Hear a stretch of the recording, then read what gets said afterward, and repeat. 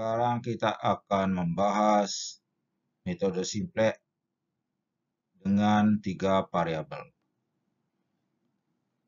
Masalah program linear dengan 2 variabel atau lebih bisa diselesaikan dengan metode simplex. Yang dengan 3 variabel atau lebih itu sulit dikerjakan dengan metode grafik. Berikut ini contoh metode simplex dengan 3 variabel.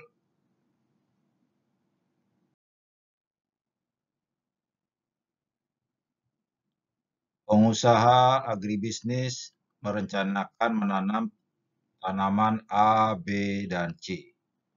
Kendala yang dihadapi adalah pertama, luas lahan hanya 100 hare, biaya bibit masing-masing adalah 40 US dollar, 20 US dollar, 30 US dollar dengan maksimum 3.200 US dollar.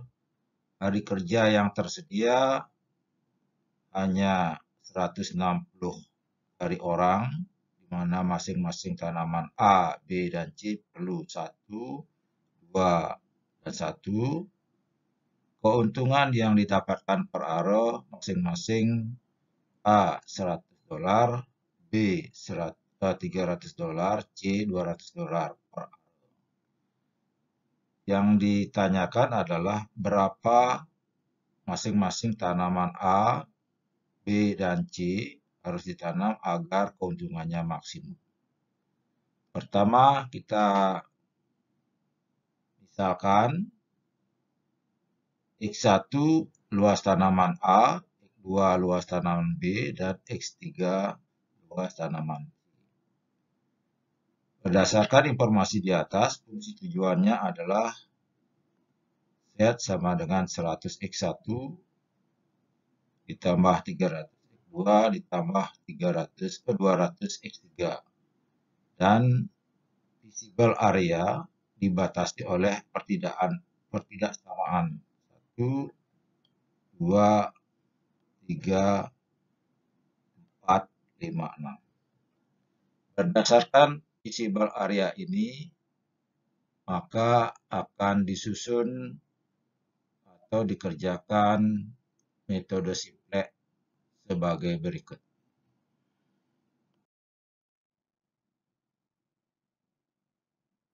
Pertidaksamaan yang ada kita rubah menjadi persamaan dengan menambahkan variabel slack.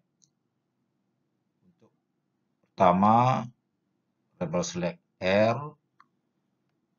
S, dan T. Jadi dari pertidaksamaan menjadi persamaan, koefisien dari persamaan tersebut akan digunakan untuk menyusun matrik. Sebagai berikut, ini matriknya. Ini matrik.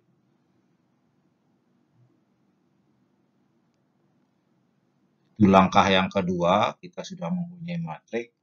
Selanjutnya langkah yang ketiga, kita mencari pivot elemen. Pivot elemen itu merupakan perpotongan antara pivot kolom dengan pivot baris. Pivot kolom adalah, untuk contoh ini adalah kolom yang kedua karena nilai baris terakhir paling negatif. Kemudian kita bantu dengan mencari rasio antara kolom terakhir dengan pivot kolom. Sebagai contoh, ini 100 dibagi 1, ini 100. Kemudian yang kedua 3.200 bagi 20, 160. Dan terakhir 160 dibagi 2, 80. Di antara ini 80 lah yang terkecil, sehingga baris ketiga adalah pivot. Kesimpulannya, pivot elemen adalah di kolom kedua dan baris yang ketiga. Berdasarkan pivot elemen ini akan dilakukan transformasi matriks sebagai berikut. Kita melakukan transformasi baris sebagai berikut. Untuk baris pertama dengan notasi ini, baris kedua notasi ini, baris ketiga ini, dan baris keempat notasi ini. Untuk baris pertama hasilnya adalah ini, kedua ini, dan keempat. Sebagai contoh baris pertama, dari mana angka 20 didapat, itu dengan menggunakan formula atau notasi R1 yang baru sama dengan R1 yang lama dikurangi R3 bagi 2. Di sini angkanya adalah, kita lihat angka di matriks sebelumnya, yaitu 100 dikurangi 160 bagi 2 sama dengan 20. Angka-angka yang lainnya juga didapatkan dengan menggunakan atau mengacu pada notasi tersebut. Hasil akhirnya, kalau kita lihat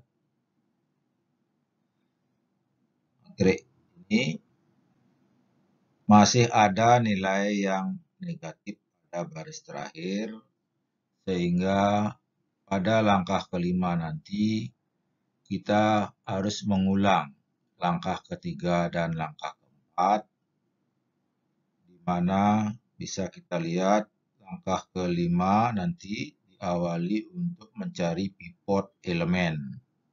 Pivot elemen diawali dengan pivot kolom, itu kolom ketiga, dibantu dengan rasio, nilai rasio, akhirnya bisa kita lihat yang rasio positif terkecil adalah kolom baris pertama, sehingga bisa kita lihat pivot elemennya adalah baris pertama kolom ketiga. Langkah ketiga dan langkah keempat. Untuk langkah ketiga, pivot elemen yaitu kolom ketiga dan baris pertama seperti dijelaskan sebelumnya.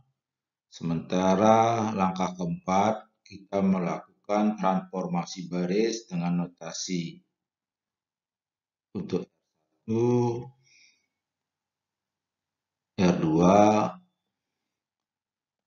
R3, dan R4. Mengacu kepada notasi ini, R1 hasilnya ini, R2, R3, dan R4. Kalau kita perhatikan sekarang matriknya, baris terakhir sudah tidak ada yang negatif lagi, sehingga solusinya dari metode simplex ini bisa kita baca pada langkah berikutnya. Kita membaca solusi dari metode simplex dengan membaca baris per baris, dimulai baris pertama dari kanan ke kiri, angka terakhir 40,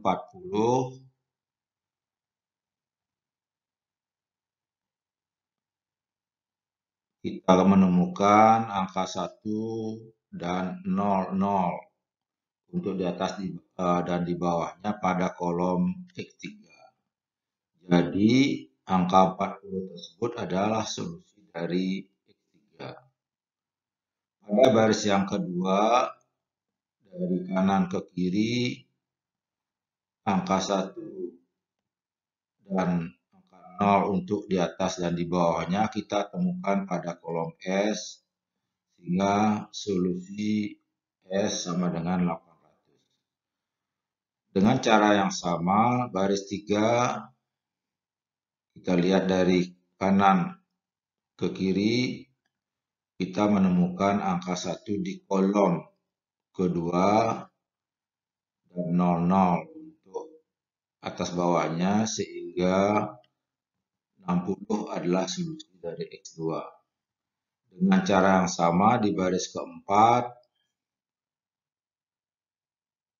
solusinya adalah Z sama dengan 26.000, sehingga bisa kita simpulkan solusi dari program linier dengan menggunakan metode grafik adalah X sama dengan 60, 2 sama dengan 60, X3 sama dengan 40, dan Z sama dengan 26.000.